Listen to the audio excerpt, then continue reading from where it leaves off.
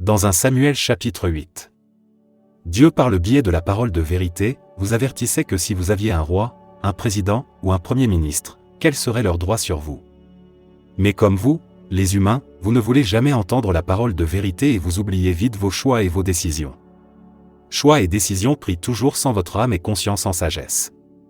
En ce 21e siècle, vous êtes surpris par les actions d'un président ou d'un premier ministre. N'avez-vous pas tous fait le choix et pris la décision? En ce temps-là, quelle était la raison derrière votre choix et votre décision? Vous avez dit à Moïse dans Exode chapitre 20 verset 19. « Parle-nous, toi, et nous t'écouterons. » Mais nous ne voulons pas que Dieu nous parle directement. N'est-ce pas votre Dieu que vous refusez? N'est-ce pas la vérité que vous ne voulez plus avoir à réfléchir par vous-même? Vous voulez rester sous le contrôle d'une personne. Une personne qui vous indiquerait quand réfléchir, quelles paroles prononcer et comment agir. Ecclésiaste chapitre 1 versets 9 à 11. Ce qui a existé, existera encore. Ce qui a été fait se fera encore. Il n'y a rien de nouveau sous le soleil. On peut dire de quelque chose, voyez c'est nouveau. Pourtant, cela existait longtemps, longtemps avant nous. Nous les humains oublions ce qui s'est passé autrefois. Et ceux qui viendront ensuite oublieront à leur tour ce qui va se passer après nous. C'est pourquoi les Écritures sont la vérité, pour que les humains puissent les examiner afin de se rappeler ce qui est.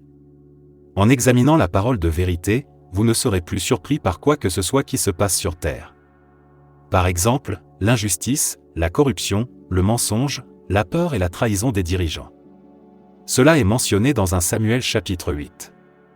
Quand Samuel fut devenu vieux, il plaça ses fils à la tête du peuple hébraïque, son fils aîné s'appelait Joël et le second Abia, ils étaient juges à Beersheba pour y rendre la justice, mais ils ne suivirent pas l'exemple de leur père.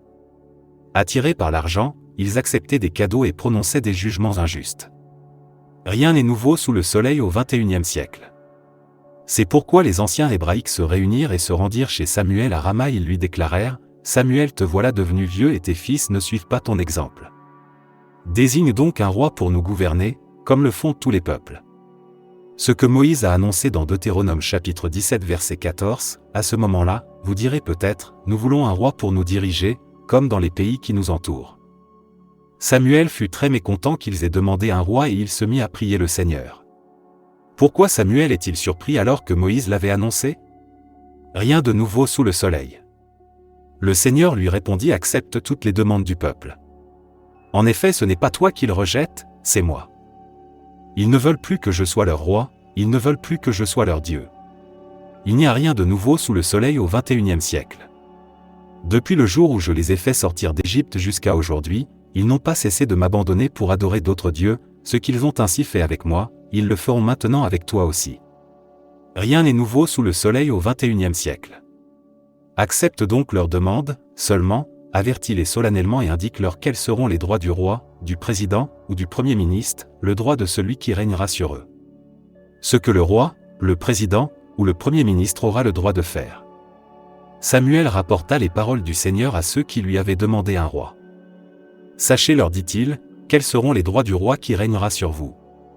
Il prendra parmi vos fils des soldats pour conduire ses chars de guerre, pour monter ses chevaux, ou pour courir devant son propre char. Rien de nouveau sous le soleil. Certains auront à commander un régiment ou une compagnie.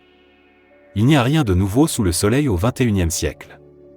Il en prendra d'autres pour labourer ses champs et rentrer ses moissons, ou pour lui fabriquer des armes et des équipements de chars.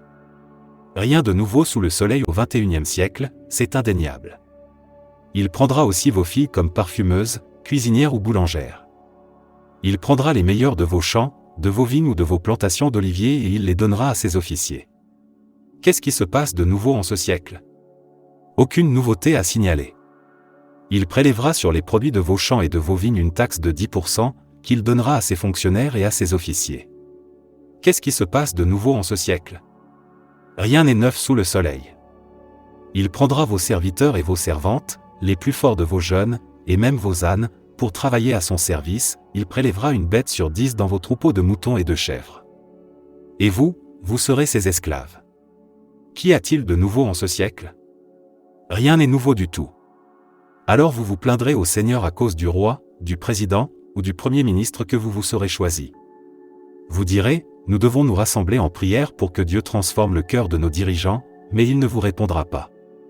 Le peuple refusa d'écouter les paroles de Samuel et déclarèrent, « Tant pis, nous voulons quand même un roi, un président ou un premier ministre, pour être comme tous les autres peuples. » Faire comme les autres, rien n'est nouveau sous le soleil.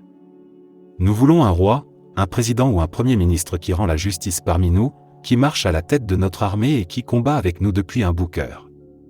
Samuel écouta tout ce que disaient les Hébraïques et le rapporta au Seigneur. Le Seigneur lui répondit, « Accepte leur demande, donne-leur un roi. » Après cela, Samuel invita les Hébraïques à retourner chez eux. Depuis des siècles, rien n'a évolué sous le soleil. Lorsque les Hébraïques, dans l'Ancien Testament, dans un Samuel, chapitre 8, ont demandé un roi, c'était pour suivre la tradition des autres.